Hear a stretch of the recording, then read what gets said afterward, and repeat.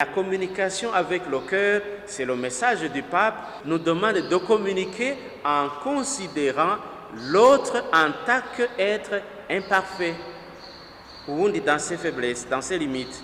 L'autre mérite attention, compréhension et compassion.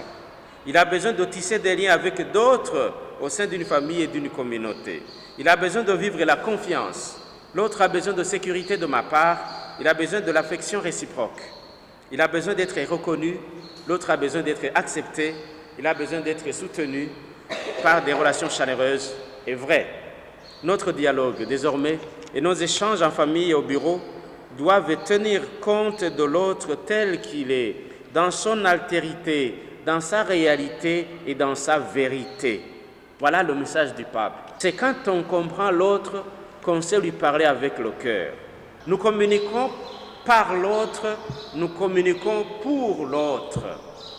Abamenyeshamakuru babwira abantu. La communication a comme finalité la personne et la famille humaine. Ibintu byose dukora tuvuga twandika no kugira ngo umuntu abeho neza kandi isi ibe nziza.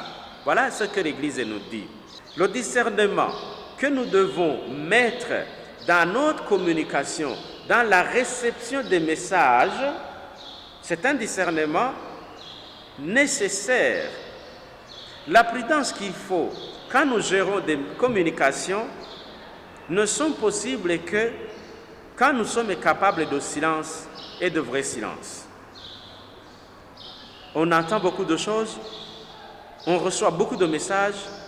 Pour pouvoir les gérer et trouver ce qui nous édifie, il faut être capable de retrait, de distance, de silence.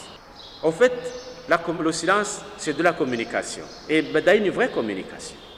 Le silence et la parole sont tous des moyens de communiquer. Mais une parole doit sortir du silence pour pouvoir réaliser son objectif. Sinon, ubyo umuntu avuga abitegura ryari muze murabingena abantu bavuga nta mwanya bafata niyumvire mvuge tugira ko nka brouillon.